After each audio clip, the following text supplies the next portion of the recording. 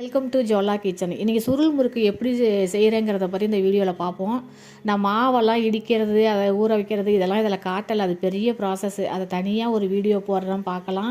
இப்போ மாவெல்லாம் நான் ரெடி பண்ணிட்டேன். இப்போ சுருட்டுறதை மட்டும்தான், செய்கிறத மட்டும்தான் உங்களுக்கு நான் காட்டியிருக்கேன். இது கொய்யா இலையில் கொஞ்சோண்டு நெய் தடவி அதில் தேவையான அளவு மாவை எடுத்து தட்டி அதை சுருட்டி சுருட்டி வச்சிட வேண்டியது தான். இது நான் ஒரு படி தான், கொஞ்சமாக தான் செஞ்சுருக்கேன் இது. ஏன்னா தீபாவளி டயத்தில் எல்லா பலகாரமும் இருக்குல்ல, எல்லாத்தையும் நம்ம காலி பண்ணோம்ல, அதனால் கொஞ்சமாக தான் செஞ்சுருக்கேன். இது வேலை மனக்கட்ட வேலையாக இருந்தாலும் ரொம்ப வேலை கொண்ட பலகாரம் இது. இருந்தாலும் டேஸ்ட்டு சூப்பராக இருக்கும். இது அந்த தேங்காய் பால் வாசம், அந்த இனிப்பு, இது முறுக்கு மாதிரி இல்லாமல் செத்த இனிப்பு சுவையோடு இருக்கும், நல்லாயிருக்கும். ஆனால் சாப்பிட்றதுக்கு இது எல்லாத்தையும் அதே மாதிரி சுருட்டி வச்சுக்கலாம். இது கொய்யா இலையில் சுருட்டும் போது அந்த நரம்பு அதில் பதியுது பாருங்கள், அது அழகாக இருக்கும். பொரிச்சதுக்கப்புறம் பார்த்தோம்னா அந்த நரம்பு கோடு கோடாக தெரிகிறது, அழகாக இருக்கும்.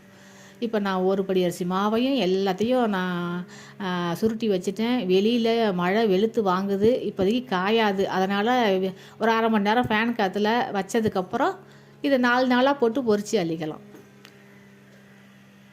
நான் வீட்டு கேஸ்லேயே எல்லா பலகாரமும் நான் அடுப்பில் தான், விறகடுப்பில் செஞ்சேன். இது நைட்டில் ஆரம்பித்தேன், அதனால் கேஸ்லேயே முடிச்சிடலான்னு அடுப்புலேயே செஞ்சுட்டேன், கேஸ் அடுப்புலேயே செஞ்சுட்டேன். இது 4 நாளாக பொரித்து சலசலப்பு அடங்கினோன்னே அள்ளிட வேண்டியது தான்.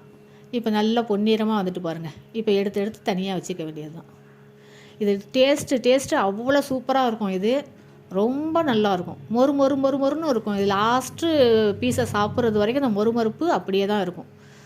நான் எல்லாத்தையும் எடுத்து வச்சுருக்கேன் பாருங்கள். இந்த வீடியோ பிடிச்சிருந்தால் லைக் பண்ணுங்கள், ஷேர் பண்ணுங்கள், சப்ஸ்கிரைப் பண்ணுங்கள். அந்த இலையில் உள்ள நரம்பு அதில் பதிஞ்சிருக்கு பாருங்கள், அது பார்க்கவே அழகாக இருக்கும். சேஃப்டியாக தீபாவளியை கொண்டாடுங்க. நன்றி. ஹாப்பி தீபாவளி.